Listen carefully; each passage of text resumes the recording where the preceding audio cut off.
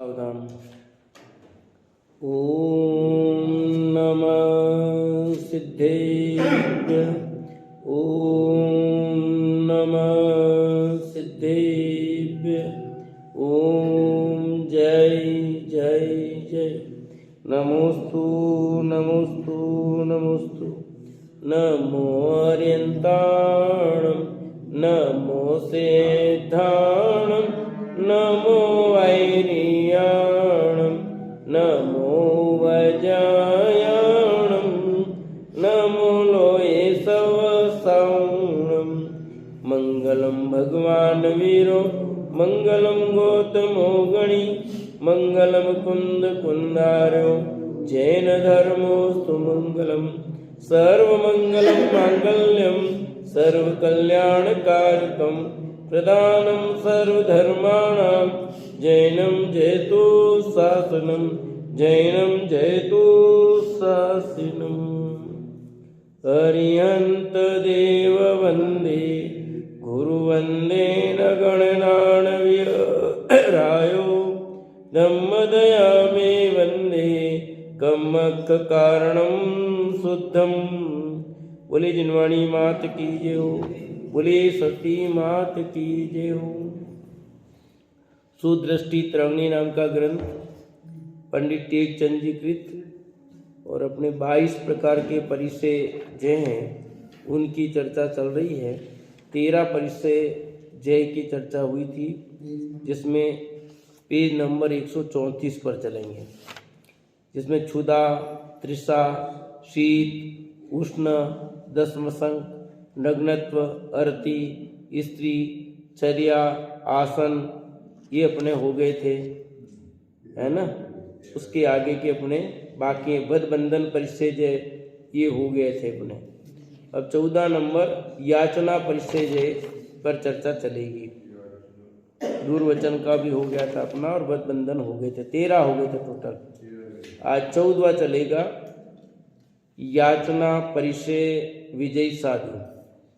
13 प्रकार के बात हो गई थी।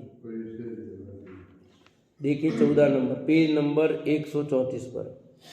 तप के भंडार मुनीश्वर अनेक उपवासों के बाद पारने हेतु नगर में भोजन को जाते हैं, परंतु यदि वह अंतराय हो जाए तो पुनः वन में जाकर ध्यान अध्ययन करने लगते हैं। दूसरे दिन पुनः जाते हैं तब भी अंतराय हो जाए। इस प्रकार अनेक उपवासों के पारने में भी यदि मुनि को कई बार अंतराय हो जाए तो भी ज्ञानामृत पान से पुष्ट, तन से निष्प्रियति, क्षुधा के योग से याचना नहीं करते। ध्यान मूर्ति, चारित्र भंडारी, अपनी संयम प्रतिज्ञा के लोभी, अपनी अयाचिक वृत्ति मलिन नहीं करते, वे याचना परिचय विजयी साधु हैं। देखो याचना परिचय विजयी साधु यानी याचना नहीं करते। कैसी याचना नहीं करते कि एक दिन नहीं हुआ, 2 दिन नहीं, 3 दिन नहीं, कितने ही दिन निकल गए। रोज आहार के लिए निकलते तो हैं पर आहार की विधि नहीं मिलती, मिल गई तो अंतराय आ जाए, कोई भी विघ्न बाधा, कोई दोष आ जाए, कुछ न कुछ लफड़ा लगा रहता है। ऐसी स्थिति में शरीर एकदम मान लो ढीला पड़ गया। तो अब उस शरीर को कैसे ठीक रखते हैं? तो यहाँ लिखा है वे अपने शरीर को किसके बल से कि ज्ञानामृत पान से पुष्ट करते हैं। ज्ञानामृत पान से पुष्ट करते हैं, तन से निष्प्रिय रहते हैं। ये ताकत उनकी होती है। नहीं खाने पर भी आदमी कैसे जिंदा रहे, है ना। जैसे कथानक आता ना, एक बाबा जी थे जो साल में एक बार ही निकलते थे, गुफा में रहते थे और साल में एक बार ही बाहर निकलते थे। उस दिन सारी पब्लिक उनको देखने के लिए इकट्ठी होती थी और उस दिन वो भोजन करते थे, फिर वापस चले जाते। भूमि में रहती है अंदर गुफा में। साल में एक बार ही बाहर आते थे वो, और बाहर ही तभी भोजन करते थे, तभी सब मिलते थे। तो एक बार प्रश्न पूछा कि आप रहते कैसे जिंदा हो?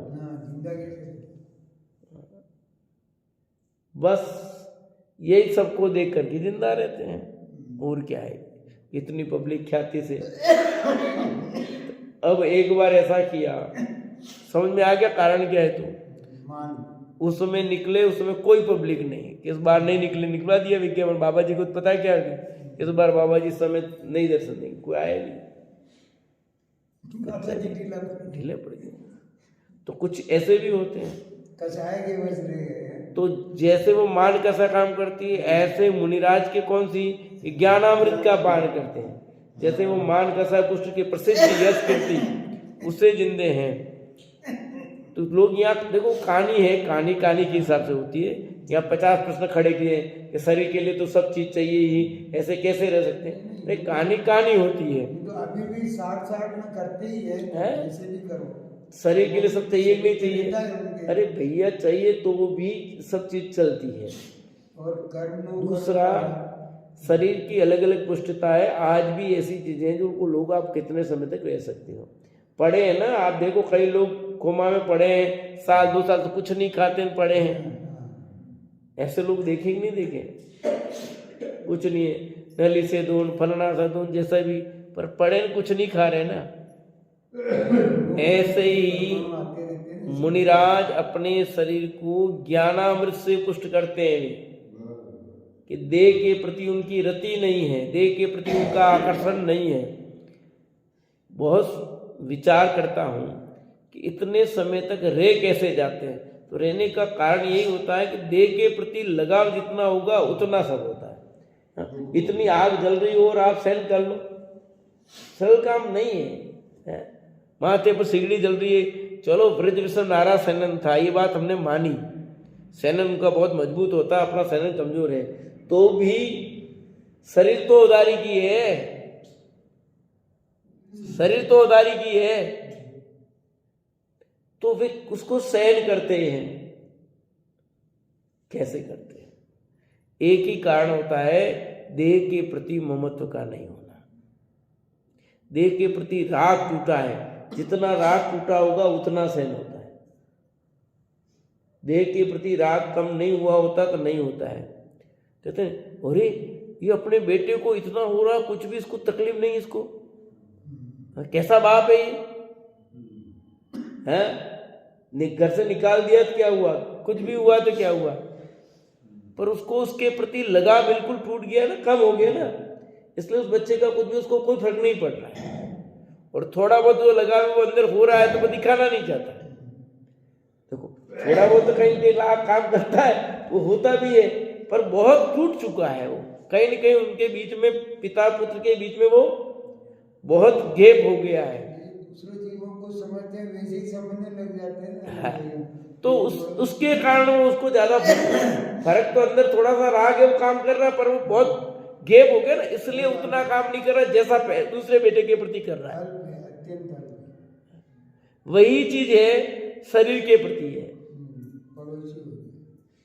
कि कितना आपको राग है। अखबार में पढ़ते हैं वो लोग मर गए, वो मर गए, मर गए, अपने क्या फर्क पड़ता है बताओ? आप रोज अखबार में पढ़ते हैं इतने लोग मर गए, सब पढ़ते हैं, पर फर्क क्या पड़ता है? मैं पूछता हूँ, कुछ नहीं, किसी को कुछ नहीं पड़ता है। परंतु जैसे अपने परिवार का किसी सदस्य का कुछ होता है तो अपने फर्क पड़ता है कि नहीं पड़ता है? हुआ क्या? राग ये मोह ही है और कुछ नहीं है। जितना मोह है उतना राग है, जो है उसका फर्क पड़ रहा है। ज्यादा मोह राग नहीं तो कोई फर्क नहीं पड़ता है। और फिर मान लो एक जवान बच्चा मरे, एक बूढ़ा मरे, कितना फर्क पड़ता है उसमें भी? होता कि नहीं होता? बोलो भाई। एक संजीव जी गोदा की डेथ हुई और एक डॉक्टर साहब की डेथ हुई, लोगों को किसमें ज्यादा लगा? मैं पूछता हूँ, चलो दोनों विद्वान थे और दोनों की कोई कमी नहीं किसी, पर लगा किसमें ज्यादा? ऐसा क्यों हुआ भाई? है कि वो एक कच्ची उम्र में मरे हैं। बाकी तो हुक्मचंद जी भाई डॉक्टर साहब का भी दादा की तो कोई प्रसिद्धि कमी नहीं थी, कोई विद्वान तो संजीव जी गोदा से कई गुना बड़े थे, सब कुछ थे, पर एक उम्र करके, एक अच्छी आयु पूरी करके मरे।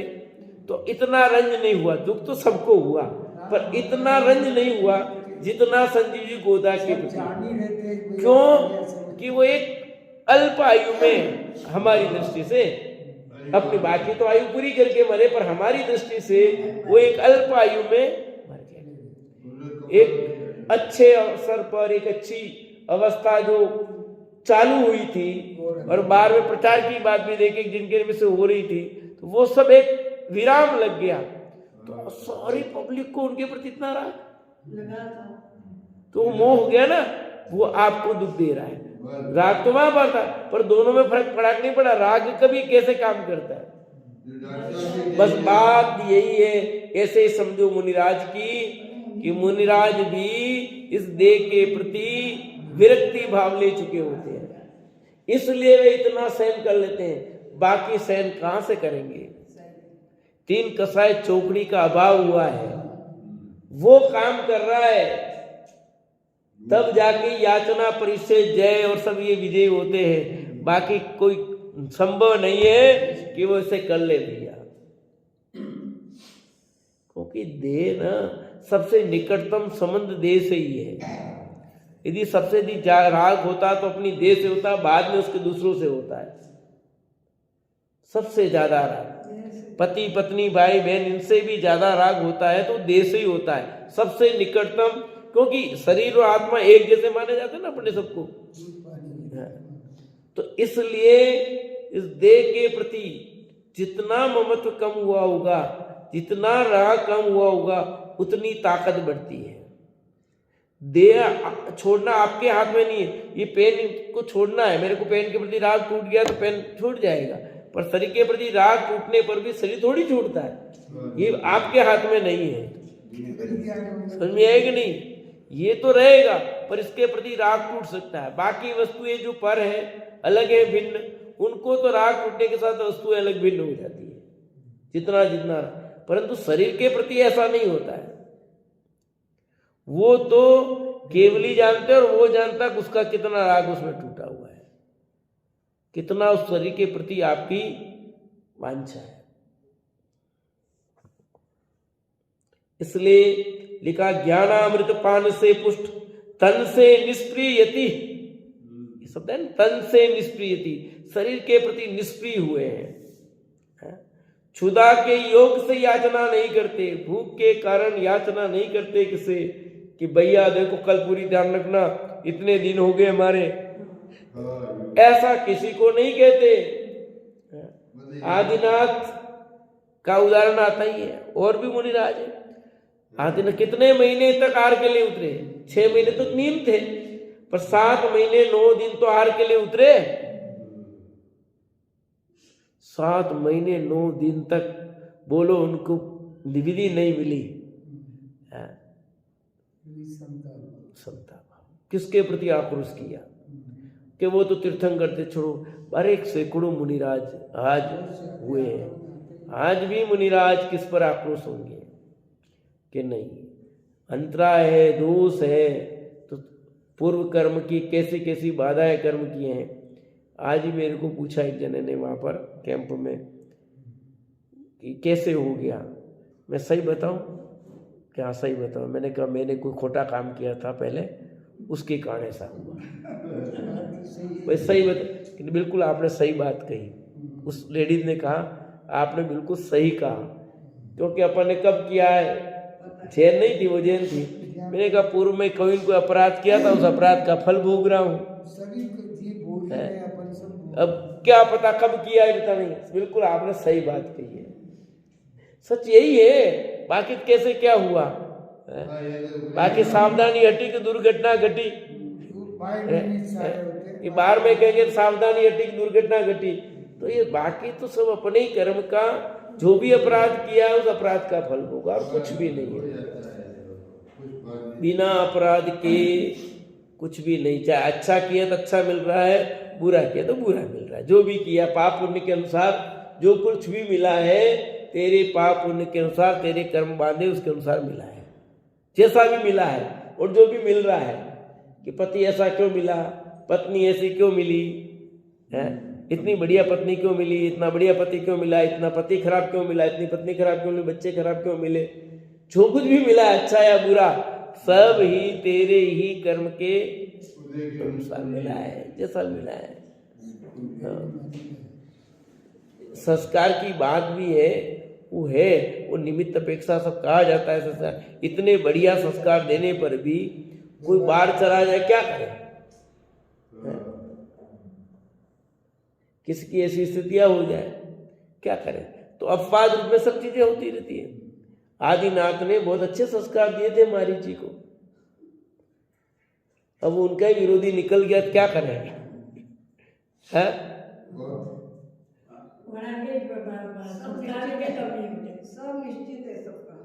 ये सब बातें, इसलिए उसके अनुसार सब कुछ होगा।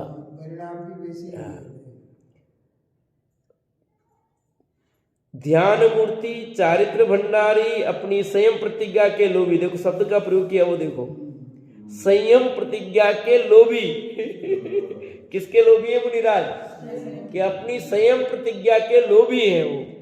ये भी लोभ है, संजलन संबंधी लोभ ये भी। हाँ, ये लोभ मतलब संजलन संबंधी लोभ। आचार्य कल्प पंडित टोडरमल जी साहब ने मोक्ष मार्ग प्रकाशक में आचार्य के स्वरूप में ये लिखा, क्या लिखा, धर्म के लोभी जीवों को धर्म का उपदेश देते, धर्म के लोभी जीव लिखा नहीं लिखा, ऐसे यहाँ लिखा संयम प्रतिज्ञा के लोभी, अपनी जो संयम की प्रतिज्ञा ली है ना उसका लोभ है वो, इसलिए याचना नहीं करते।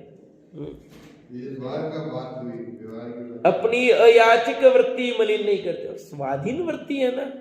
मुनिराज कौन स्वाधीन है, गुलाम नहीं है कि नहीं आ लेने के लिए गुलाम है। देखो हमको भी समाज के सामने हाथ तो फैलाना ही पड़ता है, हमारा हाथ तो नीचा होता है, और दान देने वाले बड़े, इसलिए दान देने वाला बड़ा हो गया छोटे, ये बिल्कुल गलत बात है। कदाचित मुनिराज छोटे नहीं हुए, दान देने वाला ने दिया है और लेने वाला लिया है, तो लेने वाला ही बड़ा है, देने वाला बड़ा नहीं है। वो कहा जाता दान देने वाला बड़ा, अरे काहे का बड़ा है कि उसका हाथ ऊंचा रहता है। अरे भले मुनिराज का हाथ नीचे है और दान दाता का हाथ ऊंचा है, वो एक अपेक्षा से बड़ा हो सकता है, पर मुनिराज की अपेक्षा बड़ा नहीं है। मुनिराज की अपेक्षा बड़ा नहीं हो गया, आहार दान दिया है तो बड़ा हो गया, लोक व्यवहार में बड़ा कहा सकता है, मुनिराज की अपेक्षा बड़ा नहीं। मुनिराज तो पंच प्रमेष्टि में है, और वो पड़गान के लिए खड़ा हुआ है, उसको गरज है, उसको अपने पुण्य की गरज है, अपने उसको गरज है धर्म साधना की, कि मेरा भोजन हो उसके पहले मैं अपना आहार का पवित्रता करूं, उसको अपने पुण्य बांधने की, अपने धर्म साधना की गरज है, वो अपना काम कर रहा है। कुछ कहते ना ऐसे क्या कि नहीं मुझे तो ये अच्छा नहीं लगता है, अब मुझे नहीं, आगम विरुद्ध भी सही बात नहीं, आगम विरुद्ध बात है, सच्ची बात है कि मुनिराज ही बड़े होते हैं, ये पंच प्रमेष्टि में शामिल है, गृहस्थ तो बाहर है। सामान्य कथन में लौकिक है, लौकिक कथन नहीं। लौकिक कथन में भी मुनिराज की अपेक्षा तो बड़ा नहीं है ना, मुनिराज की अपेक्षा तो कहां से बड़ा, वो देने वाला। अरे यद्यपि इसलिए कहना है कि याचना अयाचिक वृत्ति है, याचना नहीं करते मुनिराज, उनकी अयाचिक वृत्ति है, पूर्ण स्वाधीन है उनकी वृत्ति, वे किसी के गुलाम नहीं है, पूर्ण रूप से स्वाधीन, जरा से डरते डरते देते, जरा से गलती हो जाए, पूर्ण स्वाधीन स्वतंत्रता का उद्घोष करने वाली वृत्ति होती है मुनिराज की, किसी तरह से पराधीनता नहीं रखी। 15वां, मुनीश्वर को भोजन हेतु नगर में घूमते हुए अंतराय हो या किसी ने पड़गान नहीं किया, इस प्रकार बहुत दिनों तक भोजन का लाभ नहीं मिलने पर भी परम योगी शरीर ममत्व त्यागी सन्यासी गुरु को खेद नहीं होता, वे अलाभ परिचय विजयी साधु हैं। देखो बात तो पहले इसमें कोई फर्क नहीं है ज्यादा तो, पर पहले वाले में लिखा याचना नहीं करते, और इसमें है लाभ नहीं मिलने पर, नहीं मिला ना, उनको भोजन का लाभ नहीं मिला तो किसी प्रकार के खेद खिन्न नहीं हुए। वहां याचना नहीं करने की बात है और यहाँ खेद खिन्न नहीं होने की बात लिखी। तो कहते हैं वे अलाभ परिचय विजयी साधु हैं, कि वो आहार का लाभ जो मिलना था ना उन्हें नहीं मिला, तो नहीं मिला तो खेद खिन्न नहीं हुए। और पहले वाले ने कहा कि किसी से याचना नहीं की, मांगा नहीं, बोला नहीं कि हमको आहार क्यों नहीं ढंग से देते हो तुम, इतना विवेक नहीं है तुमको। और यहां पर कहने की बात नहीं, खुद के मन में खेद नहीं होने की बात है। वह पर की बात थी, यह स्व की बात है कि स्व के अंदर खेद खिन्न नहीं होना। कहने की बात तो पहले छोड़ दी, यहां कह रहे कि स्वयं भी वे अंदर से खेद खिन्न नहीं हुए कि मुझे ये लाभ क्यों नहीं मिल रहा है, इसलिए अलाभ परिचय विजय साधु कहलाए। 16वां, यदि यति के शरीर में कर्म उदय से वात पित्त कफ खांसी श्वास कुष्ठ आदि अनेक रोग हो जाए तो भी यतीश्वर पौद्गलिक तन को अपने से भिन्न जानकर उपचार नहीं करते हैं, वे रोग परिचय विजयी साधु हैं। देखो शरीर है, शरीर में रोग हो ही सकते हैं, वात पित्त कफ खांसी श्वास कुष्ठ आदि अनेक रोग हो सकते हैं। कोई रोग हो जाए तो हो जाए, पर पौद्गलिक शरीर को पौद्गलिक जानते हुए, अपने को भिन्न जानते हुए उपचार नहीं करते, उपचार नहीं करते, वे रोग परिचय विजयी साधु हैं। तो मुन्नाज के एक्सीडेंट हो गया तो इलाज नहीं कराएंगे। अब एक्सीडेंट हो गया, पैर टूट गया, इलाज कराना पड़ेगा कि नहीं कराना पड़ेगा, आप बताओ। समाधि ले लेंगे, अभी आयु बहुत शेष है। श्रावक करता जो भी योग्य उपचार हो। क्या करें, आचार्य के पास उसे जैसी आज्ञा देंगे उसे वैसा करता है। नियम ये है, वो अपनी मर्जी से नहीं, आचार्य देव उसको जैसी आज्ञा देते हैं। वो तो समाधि मांगता है, पर आचार्य भगवंत देख करके योग्य उसको कह सकते हैं दीक्षा छेद करने का, क्योंकि मुनि रहते हुए हॉस्पिटल जा नहीं सकते, उपचार कर नहीं सकते, तो क्या करेंगे उनको। तो ऐसी स्थिति में क्या करेंगे, ऐसी स्थिति में मुनिराज उनको मुनिपद छेद की आज्ञा देंगे, पूरा उनका ट्रीटमेंट होगा, ठीक हो जाएंगे, पुनः दीक्षा लेना चाहेंगे पुनः दीक्षा लेंगे। ऐसा जैसे आचार्य सामंतवती की बात लें, जब थे तो उनको भस्मवादी रोग हो गया, वे मुनिराज आचार्य के समक्ष गए, उन्होंने मांगी समाधि। आचार्य देव ने देखा कि इनसे तो धर्म प्रभावना बहुत होनी है, अभी आयु बहुत शेष है। उन्हें कहा नहीं, जैसे बने वैसे अपने रोग का निवारण करो तुम मुनिपद छेद करके। तो वो आचार्य की आज्ञा के अनुसार कार्य करते हैं, अपने अनुसार नहीं। श्रावक उठा के ले गए हॉस्पिटल, तो वो ले गए तो उपसर्गी हो गया वहीं पे पहले तो, तब भी वे आचार्य की आज्ञा से मुनिपद छेद हो गया समझ लो, पर आज्ञा अभी उपसर्ग है, अभी मुनिपद छेद नहीं हुआ, अभी क्योंकि उन्होंने कुछ नहीं किया। कैसी स्थिति में थे, लेके गए, आचार्य की आज्ञा ली तो वही होगा मुनिपद छेद करने की, क्योंकि पट्टी बन गई, सब बन गई, तो परीक्षा शुरू हो गया।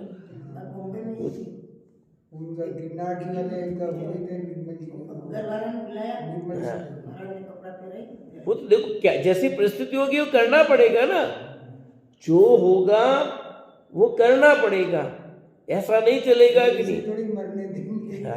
यह देखो आयु शेष है, बहुत बाकी है और दे दो समाधि दे दो, ऐसा थोड़ी नियम चलता है कि समाधि दे दो। वो उसका कर्तव्य है, अगर वो से तो वो तो यही कहेंगे, वो तो यही कहेंगे, पर आचार्य देव तो उचित जो होगा वो कहेंगे ना। वो परिस्थिति उनकी परिस्थिति देखकर निर्णय लेना है। उनकी आयु शेष है अभी अब बिल्कुल मरणासनी हो गया है तो फिर नहीं कहेंगे, समाधि की बात करेंगे। ऊंचे जो भी वैयावृत्ति करनी वो वैयावृत्ति के आदेश देंगे उनको, वो वैसा करेंगे। निर्णय उनके हाथ वहां पर है, आचार्य के हाथ में। ये सब अवधि ज्ञान पता लगे। अवधि ज्ञान आज के मुन्नाजों को अवधि ज्ञान नहीं है तो विवेक तो है। अवधि ज्ञान होना जरूरी थोड़ी है। सब मुन्नाजों को अवधि ज्ञान ही होगा, निमित्त ज्ञान ही जरूरी थोड़ी है। अपने पास अवधि ज्ञान नहीं है तो हम भी क्या करते हैं? हमारे स्कूल में बच्चे बीमार हो गया हम क्या करते हैं? बच्चे आज से छुट्टी ले नहीं हूं, बहाना बना के भी आ जाते हैं, सब कुछ नहीं है, पेट में दुख रहा है, छुट्टी दे देंगे। तो नहीं, ऐसे थोड़ी दे देते छुट्टी कोई। हाँ, वो सब पता करके यथा योग्य देख करके छुट्टी करते कि वास्तव में इसको पेट में दर्द हो रहा है कि बेईमानी कर रहा है, क्या कर रहा है, वो समझ लेते हैं इसको बहुत जरूरी है तो फिर देते भी हैं, और नहीं होता उसको नहीं देते। वो तो बच्चे हैं। यहाँ पर ऐसा नहीं होता है क्योंकि ये तो तीन कसाय चौकड़ी के अभाव रूप मुनिराज हुए हैं। वे अपने संयम रूपी रत्न को कभी भी खोना नहीं चाहते हैं, इसलिए वहाँ अलग बात है। स्कूल में बच्चों की बात अलग है, वे तो नादान है, उनकी बात अलग है। 17वां, जो राज्य अवस्था में गलीचा, गद्दे आदि अनेक कोमल बिस्तर पर पैर रखते थे, वे ही जीव जग का वैभव विनाशिक जानकर, सर्व विषय सामग्री विष समान जानकर, अब जब जगत पूज्य यति पद को धारण कर एकाकी कठोर भूमि पर चलते हैं, तब कोमल पैरों में तीक्ष्ण कांटे, पत्थर के टुकड़े, कांच के टुकड़े, तिनके आदि लगने से पैर फट जाते हैं, उनसे खून की धार बहने लगती है। फिर भी ईर्ष्या समिति के धारक यति अपने मन में कायरता नहीं लाते हैं, वे तृण स्पर्श परिचय विजयी साधु हैं। कि देखो पैदल चलते हैं मुनिराज, तो पैदल चलने पर क्या क्या नहीं होता है। हम तो पैदल चलते हैं फिर भी जूते पहन के चलते हैं, और मुनिराज के तो जूते नहीं है। पालकी के दिन इतना कह दिया तो भी पालकी भगवान हाँ, इतना कह दिया तो भी लोग बाग जूते नहीं छोड़े, जबकि इतना सा नहीं चल सकते हैं बिना चप्पल जूते के, और फिर पकड़ नहीं पाए इतना सा कि इतना वजन बार इतनी नीले पाए जाएंगे, इतनी तो कमजोरी है। मुनिराज पैदल ही चलते हैं, और पैदल भी चलते हैं तो बिना चप्पल के, उनके जूते नहीं होते मुनिराज के किसी भी प्रकार के। तो अब पैदल चलते हैं तो कहीं नहीं कहीं तो कुछ न कुछ लग ही जाएगा। अपने घर से ही आते ना बिना चप्पल के, तो देखो कितनी स्थिति है। आज तो इतने डामर हो गए हैं सड़कों पर, पहले कहाँ इतने डामर थे। और मुनिराज तो जंगल से जंगल चलना इधर उधर, तो वहां कौन से डामर होंगे। हाँ, वो पगडंडी है, उस पगडंडी के रास्ते से चलना मुनिराज को, तो धूल मिट्टी कंकड़ कांटे न जाने क्या क्या होंगे। अरे डामर भी चलोगे तो कौन से कंकड़ नहीं होंगे, मैं पूछता हूँ। छोटे छोटे कंकड़ तो वहां भी मिलेंगे। सर्दी में अभी यहाँ बरसात का पानी जो लाते थे उनको पता है, हम तो लाए, पता है हालत खराब हो जाती थी जी। कितनी कंकड़ चुपते थे छोटे छोटे, भगवान का प्रक्षाल लेने के पानी में इतने कंकड़ चुपते थे। मैं रोज जो लेने जाते हैं उनकी क्या स्थिति। अपन तो कभी गए, इमरजेंसी। तो आप सोचो मुनिराज को प्रतिदिन चलना है, प्रतिदिन पैदल चलना है, और ऐसे में कुछ भी हो जाए तो वे दुखी नहीं होते, खेद खिन्न नहीं होते। कांटे लग जाए, कांच लग गया, अब लोगों ने कांच फोड़ के डाल दिया, कांच फूटा हुआ है, पैर में घुस गया तो खून निकल नहीं है ना। पहली बात तो चलते हैं, परंतु फिर भी ईर्ष्या समिति लिखा ना, ईर्ष्या समिति के धारक लिखा, ईर्ष्या समिति पूर्वक चलते फिर भी। अरे कितना बच के चलेंगे, रास्ता तो वही है ना, उस रास्ते पे चलना है। और अब मिट्टी में दबा है, आप गाड़ी चलाते हो तो गाड़ी पंचर हो जाती कि नहीं जाती है, बढ़िया पक्का डामर बढ़िया रोड था, पर किसने किल डाल दी, किसने क्या डाला, क्या कंकड़ घुस गया, हो जाती है गाड़ी पंचर, क्या नहीं होती है? तो ऐसे ही है, मुनिराज पूर्ण एरिया समिति से चलते हैं, बिल्कुल सही बात है, उसमें कोई दिक्कत नहीं। फिर भी रास्ते हैं तो रास्तों में कहीं न कहीं कुछ लग जाए, तो ऐसी स्थिति में क्या करते हैं कि वे कायरता नहीं लाते हैं। ये है उनका तृण स्पर्श परिचय विजय साधु बनाई। कहने का अर्थ ये है कि वे लगता ही नहीं, प्रथम लग जाए तो दुखी नहीं होते, कायर नहीं होते, ये कह रहे हैं। क्योंकि सावधानी से चलते हैं तो होता नहीं, फिर भी हो जाता कहीं पे कभी कभी, तो हर समय नहीं होता, पर जब भी होगा तब की बात है। तो जब नहीं होगा तब विजयी है कि नहीं, कि तब भी विजयी है। मुनिराज तो हर समय 22 प्रकार के परिचय विजयी रहेंगे, आने पर वे नहीं करेंगे, ये बात है। वे तो हर समय तैयार है हर परिचय को जीतने के लिए।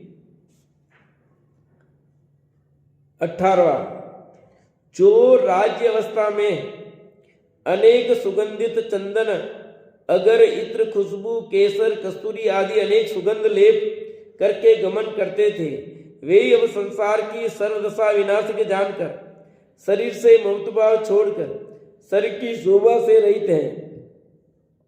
संपूर्ण शरीर का मांस सूख जाने से नसों का जाल मात्र जिसके शेष है, यावत जीवन स्नान के त्यागी होने से तप करते हुए शरीर पर मेल ही मेल जम जाने से उसके कारण शरीर से बदबू आती होने पर भी नासिका इंद्रिय को वशीभूत करने वाले वे स्नान त्यागी मुनि मन में ग्लानि नहीं करते हैं।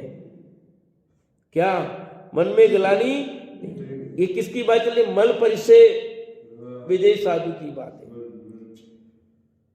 कि जब राज्य अवस्था में थे या जब भी घर बार में थे, तब कैसे सुगंधित चंदन का लाभ, अग्र, इत्र, खुशबू सबका लाभ लेते थे, परंतु संसार छोड़ा तो क्या कर रहे हैं? घर में थे तब संसार गृहस्थ अवस्था में मलमल कर नहा रहे थे, है ना, साबुन लगा करके नहा रहे थे, अनेक प्रकार के इत्र आदि लगाते थे, पर अब अस्नान व्रत है, कभी स्नान करना ही नहीं। जिस दिन से दीक्षा ली तब से लेकर आज तक स्नान नहीं करना है। अब हम जब हॉस्पिटल में थे नहा नहीं सकते थे, तो क्या स्थिति बनती? रोज नहाते थे, अब नहाना ही महीनों हो गए, पर कैसे नहाए? वो कपड़ा लेकर के गीला रोज सुखाते थे, गीला कपड़ा कर करके रोज हमको पोंछते थे, बैठा करके बेड भी नहीं हुआ, जैसे ऊपर नीचे साइड में है। पर अब आप एक वैसे नहाना और एक कपड़ा पोंछना, और मुनिराज के तो कपड़ा भी नहीं पोंछा जाता है, क्योंकि आपके स्नान हो ही जाना, गीला कपड़ा लेकर के सब पोंछ रहे तो स्नान हो ही गया, पर मुनिराज के तो वो भी नहीं है, तो कैसा होता होगा? आप एक दिन नहीं नहाओ तो छटपटा लगती है, सर्दी बहुत है भैया, आदमी नहाते हैं। अब मंदिर आने वाले सब नहाते ही हैं, पर कई लोग ऐसे है ना, बहुत लोग नहाते ही नहीं है, तो नहाते ही नहीं है। तो आप सोचो कैसी, और नहाने बाद कैसी स्फूर्ति आती है।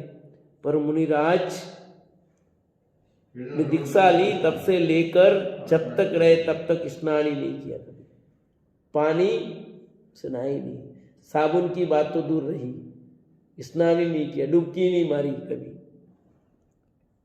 तो ऐसे स्नान तो मेल तो चढ़ेगा कि नहीं चढ़ेगा? जैसे हमारा ये पैर है, इस पैर पर नीचे हम बराबर धो नहीं पाते, इस पे थोड़ा थोड़ा मेल बड़ी मुश्किल से कभी वापस हाथ उतरता नहीं। तो जो मुनिराज चल रहे हैं, फिर अपने तो कपड़े पहन रखे इतने, वे तो कपड़े रहित है ना, तो मिट्टी कहाँ जाएगी उनकी? है आपका देखो हाथ, ये हाथ देखो और यहाँ का हाथ देखो, या काला है या एकदम गोरा है, ऐसा क्यों? ये खुला है ना, खुला भाग आपका ये थोड़ा सा काला है, इससे अधिक यहाँ एकदम गोरा है, ऐसा क्यों हुआ? कि आपने तो मुनिराज का तो पूरा शरीर खुला है, तो बदन होना ही है ना, फिर भी उनकी चमक चमक निकलती है शरीर से, तेज होता है। तेज निकलता है। और आप इतने वस्त्र पहन करके भी आपके शरीर से तेज नहीं निकलता है। ये भी है कि स्वतः प्रकृति की देन देखो कि वे वस्त्र नहीं पहनते हैं और मिट्टी उड़ती है, सब चलती है, शरीर पे बदन होगा गंदा, सब कुछ होगा, फिर भी बदन से शरीर से तेज निकलता है, आभा निकलती है। ये तप का प्रभाव है। यहाँ कह रहे हैं कि वे बदबू आती हो, नासिका इंद्र के वशीभूत करने वाले स्नान त्यागी मुनि मन में ग्लानि नहीं करते कभी भी है। यहाँ मल दो भेद है, एक द्रव्यमल और एक भावमल। द्रव्यमल के भी दो भेद है, बाह्य द्रव्यमल और अंतरंग द्रव्यमल। कीचड़ कादा पसीना से रज का जमना बाह्य द्रव्यमल है ये, और ज्ञानावरण आदि द्रव्य कर्म आत्मा के लेप अंतरंग द्रव्यमल है। राग द्वेष भाव पाप परिणति भावमल है। उपयुक्त कहे हुए मलों में से भावमल के त्यागी होने से, अंतरंग में आत्मा पवित्र हो जाने से वे अति महानिर्मल है तथा अन्य द्रव्यमल के संभावी हैं, अतः वे मल परिचय विजयी साधु हैं। दोनों प्रकार का मल के त्यागी हुए हो, द्रव्यमल भी और भावमल भी। भावमल तो राग द्वेष मोह है, उसका त्याग हुआ ही है, और द्रव्यमल बाहर होने पर भी उसके प्रति ग्लानि नहीं करते, खेद खिन्नता नहीं करते, तो द्रव्यमल पर भी विजयी हो गया उनका। एक के तो है नहीं इसलिए विजयी हुआ, राग द्वेष मोह पर छोड़ दिए इसलिए विजयी हुए, और एक के रहने पर भी उसमें तकलीफ नहीं होती इसलिए विजयी हुए। देखो, एक की उपस्थिति होने पर भी और एक की उपस्थिति नहीं होनी चाहिए। भावमल रहना नहीं चाहिए और द्रव्यमल रहे तो तकलीफ नहीं होनी चाहिए, तब कहलाएंगे मल परिचय विजयी साधु।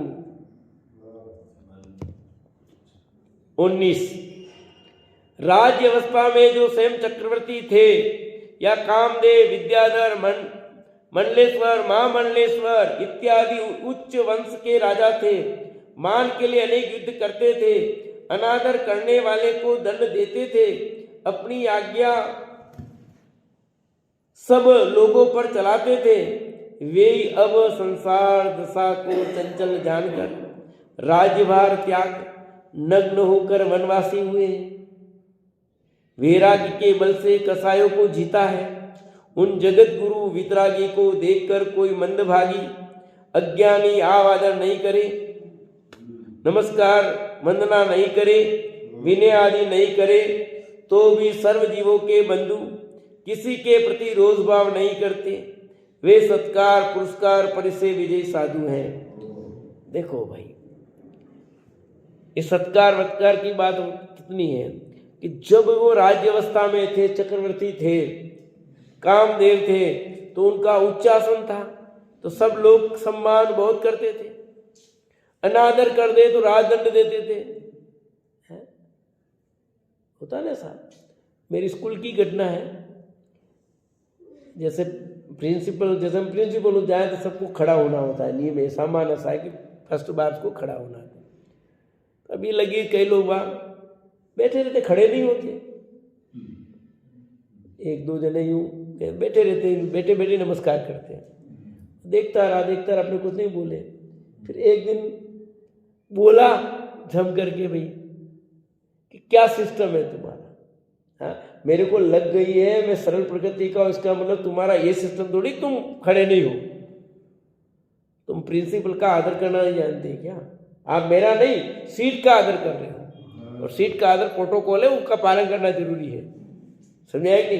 तो वही बात यह कह के जब राज अवस्था में थे तब तो दंड दे सकते, नियम है, आप नहीं पालन करो तो कार्रवाई हो जाएगी। डर से करे कि तुमको मतलब नहीं करता है तो उसको करवाया जाता है, ये कह रहे। परंतु अब उनका कोई आदर करे तो ठीक, नहीं करे तो ठीक, अब उनको कुछ भी नहीं, ये कहना है। क्यों?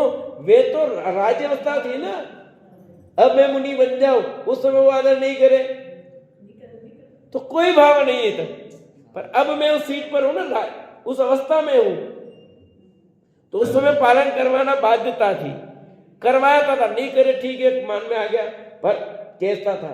पर अब मुनिराज बनने पर वे ही जो कि दंड देते थे पहले, और आज कुछ भी नहीं करे कोई तो उसके प्रति खेद खिन्न भी नहीं होते हैं।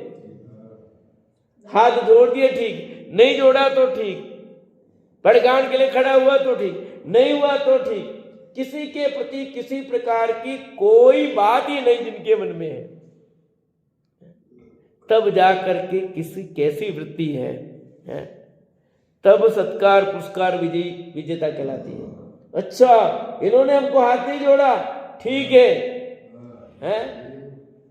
हाँ ये तो महाराज को मानते ही नहीं है इसलिए क्यों जोड़ेंगे, ये बात भी ना आवे जिसके मन में। कौन महाराज मानता है या नहीं मानता प्रश्न ही उठता है भैया।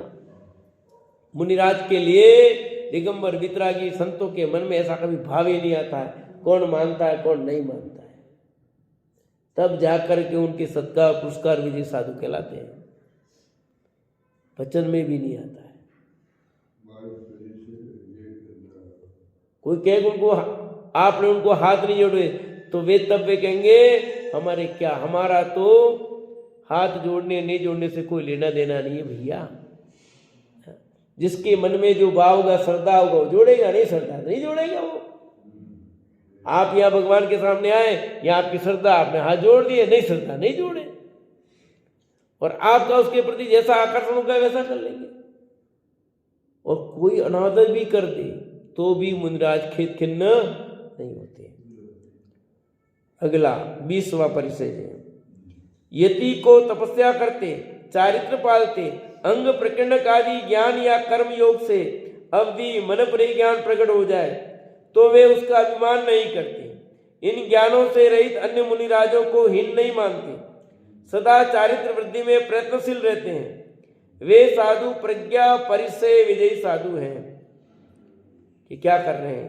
तपस्या करते, चारित्र पालते, अंग प्रज्ञा आदि ज्ञान कर्म योग से अवधि मन प्रज्ञान प्रकट हो गया तो उसका अभिमान नहीं करते। ये प्रकट हो गए, ज्ञान की वृद्धि हो गई तो उस ज्ञान का अभिमान नहीं करते। इन ज्ञानों से रहित अन्य मुनिराजों को हीन नहीं मानते। जो ज्ञान से कमजोर है उनको अवधि मन पर ज्ञान हो गया, सामने वाले को नहीं है तो उसको हीन नहीं मानते। ये तो चोपसम ज्ञान है। सदा चारित्र वृद्धि में प्रयत्नशील ही रहते हैं। बाह्य चोपसम बढ़ जाने से कोई उपलब्धि नहीं मानते वे, और उससे अपने से कम वाले ज्ञान वाले को हीन नहीं मानते।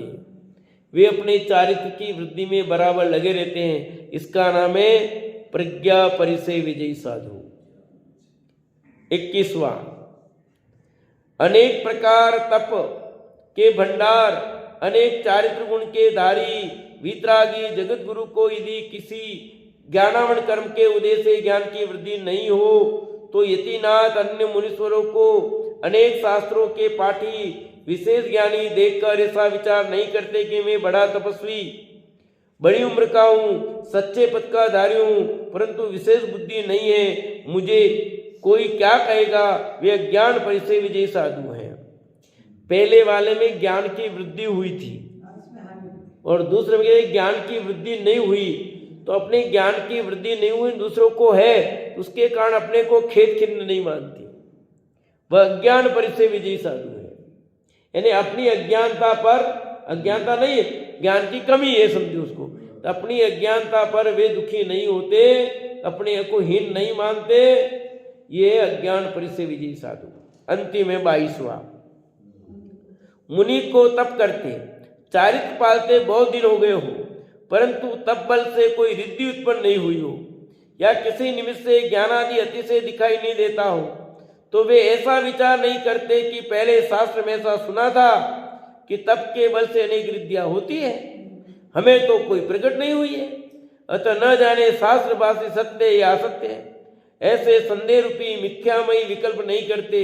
वे अदर्शन परिचय विजयी साधु हैं कि जो जिनवाणी में पढ़ा था कि तप के बल से अनेक विद्या प्राप्त होती है, अब तप करते करते बहुत दिन हो गए पर कोई विद्या नहीं मिली, तो ऐसी विद्या नहीं मिलने पर जिनवाणी के प्रति प्रश्न चिन्ह खड़ा नहीं करते।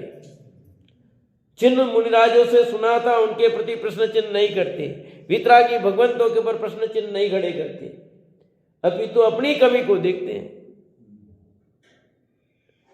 उसका नाम है अदर्शन परिचय विजयी साधु। शंका खड़ी नहीं की। जरूरी थोड़ी है तब करने पर विद्या प्राप्त होगी होनी है, जिसको हो जाती है, नहीं होनी नहीं होती है। विद्या प्राप्त करने के लिए तब किया था कि कर्म का अभाव करने के लिए तब किया था? कर्म का अभाव करने के लिए तब किया था। अपन भगवान बने और कहीं अपना नाम नहीं आया तो लेकिन क्या करना है? अपने को सुखी होना है कि इतिहास के पन्नों में नाम चाहिए? सुखी नहीं होना है। अपने को ज्यादा काम तो इतिहास के पन्नों में नाम चाहिए। तीर्थंकर क्यों बनना चाहते हो भैया? तीर्थंकर बनने का लोभ क्यों? इसीलिए तीर्थंकर का विशेष नाम होता है। सामान्य भगवान क्यों नहीं बनना है भाई? 608 जीव 6 माह में 8 समय में 608 जीव मुक्त जा रहे हैं, तो सबका नाम कहाँ आ रहा है? तो अपने क्या करना है? अपन ये विचार करते हैं कि अपने को जल्दी से जल्दी संसार सागर से पार हो जाए और सिद्ध के दरबार में विराज जाए। इतिहास के पन्नों में नाम से कोई लेना देना नहीं है। और कितने दिन तक याद कर लेंगे? अब तीर्थंकरों को भी कितने दिन तक याद कर रहे हो? अरे वर्तमान 24 के नाम तो याद नहीं है लोगों को पूरे, तो भूत की बात कहाँ है और भविष्य की बात तो जाने दो। तो इसलिए ये ज्यादा नाम वाम के चक्कर में नहीं पड़ना। अपने को तो अपने सुखी होने का उपाय करना है।